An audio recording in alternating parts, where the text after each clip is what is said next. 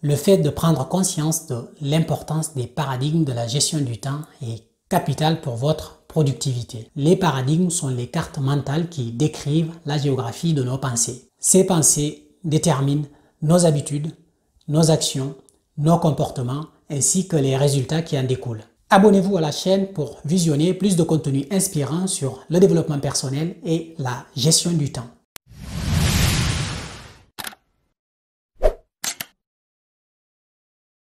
Bienvenue sur la chaîne Devenir Best, dont le but est d'aider chacun à devenir meilleur. Comment établir vos propres paradigmes? Comment élaborer un système de pensée qui vous aide à aller de l'avant? Tout est question d'équilibre dans ce que nous faisons. Avant toute chose, il faut avoir un système de pensée très clair et qui est lié à nos valeurs personnelles. Nos paradigmes représentent l'ensemble de nos modes de pensée et nos principes fondamentaux de mode de réflexion que nous avons. Tout est question de paradigme. Nous avons tous une vision du monde qui est étroitement liée à nos pensées, qui est étroitement liée aux idées que nous véhiculons dans notre tête à longueur de journée. Nous savons tous que la carte n'est jamais le territoire. Chaque carte géographique a une vision partielle du territoire. Nos paradigmes, nos modes de pensée sont comme les cartes d'un territoire. Nous avons le choix et nous pouvons élargir nos modes de pensée, nous pouvons élargir nos mécanismes de réflexion. Les paradigmes représentent les principes fondamentaux sur lesquels sont fondées toutes nos pensées. En matière de gestion du temps, tout est question de paradigme. Ce sont nos pensées qui produisent notre attitude, qui produisent nos actions et ce sont nos actions qui produisent des résultats. Quand nous nous projetons pour produire un résultat quelconque, il faut d'abord visualiser ce résultat et être la personne qui est capable d'atteindre ce résultat pour espérer l'atteindre. Tout se passe dans notre mental. Il faut voir la réussite, il faut voir l'objectif qu'on vise, il faut voir le résultat concret qu'on souhaite atteindre et être cette personne qui mérite ce succès pour espérer réussir dans ce que l'on entreprend. La base de la gestion du temps consiste à planifier et à réaliser nos activités les plus importantes, celles qui nous apportent le plus de valeur ajoutée. Chacun sait ce que signifie valeur ajoutée pour soi. Ça peut être de l'argent, ça peut être du temps de disponibilité pour sa famille, ça peut être améliorer sa condition physique, ça peut être améliorer sa santé, peu importe. La planification, la réalisation des tâches essentielles pour chacun d'entre nous constituent les éléments de base de la gestion du temps. En plus de réaliser une bonne planification, ayez la bonne attitude mentale qui vous permettra d'atteindre vos objectifs dans de meilleures conditions. Notre système de pensée, nos croyances et nos paradigmes représentent un élément fondamental dans notre gestion du temps et dans l'atteinte de nos objectifs. Quand nous produisons des résultats qui ne nous conviennent pas, quand nous n'atteignons pas notre objectif, quand nous n'atteignons pas le but fixé, il est inutile de revoir et de refaire les mêmes actions qui nous ont conduit au même résultat.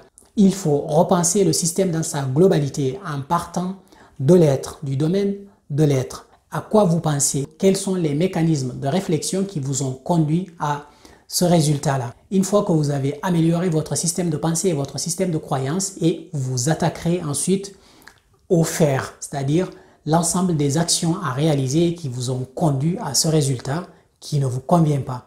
Une fois que vous avez modifié votre système de pensée et que vous avez adapté l'ensemble des actions à réaliser pour atteindre votre objectif, vous pouvez espérer avoir le résultat attendu.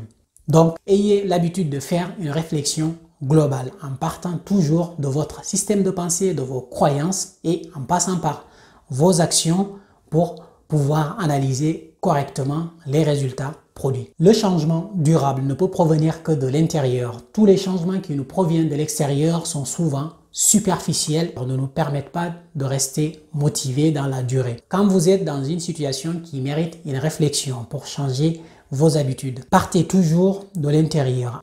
Analysez toujours les choses de votre propre point de vue dans un premier temps avant de regarder le point de vue des autres.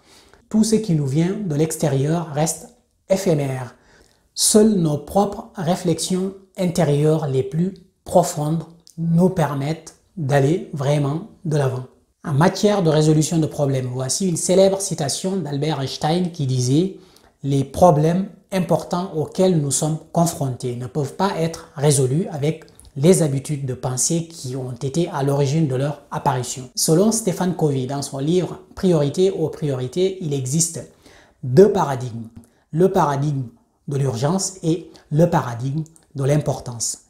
Comment est-ce que vous gérez votre temps? Est-ce que vous êtes dans le paradigme de l'urgence ou est-ce que vous êtes dans le paradigme de l'importance? La majeure partie d'entre nous court derrière le temps, court après les multitudes de tâches à réaliser chaque jour sans pouvoir voir la fin. Comment est-ce que vous gérez votre temps? Pour Stephen Covey, une bonne gestion du temps s'appuie sur le paradigme de l'importance. Définir exactement ce qui est important pour nous et planifier la réalisation de ce qui est important pour nous, c'est là où réside la clé de la réussite. Celui qui ne s'engage pas de manière consciente à réaliser ce qui est vraiment important, s'engage de manière inconsciente à réaliser ce qui n'est pas important. Stephen Covey. Et maintenant, voici mes 4 conseils pratiques pour mieux vous organiser et mieux gérer votre temps. Conseil numéro 1. Vous devez savoir exactement pourquoi vous réalisez telle ou telle tâche. La raison profonde qui vous pousse à agir chaque jour. Le conseil numéro 2 est de définir vos principes fondamentaux, vos paradigmes, les règles que vous devez respecter pour pouvoir travailler et tenir de manière durable. Conseil numéro 3, instaurer des habitudes quotidiennes d'optimisation de vos pensées, d'optimisation de vos actions et d'optimisation de vos résultats. Quatrième et dernier conseil, disciplinez-vous à travailler chaque jour sur vos tâches les plus importantes. Éliminez tout ce qui n'est pas important. Vous vous sentez dépassé par toutes les activités à réaliser. Vous êtes stressé par votre charge de travail. Et si vous avez le sentiment que vous n'avancez pas vers l'atteinte de votre objectif, j'ai élaboré un programme de coaching personnel et personnalisable pour vous aider à mieux optimiser l'utilisation de votre temps et à produire plus de résultats. Cliquez sur le lien dans la description pour découvrir mon programme de coaching personnel et personnalisable pour vous. Mais surtout, n'oubliez pas, décision rapide et action massive pour atteindre votre succès. Devenons meilleurs ensemble. À la semaine prochaine. Bye bye.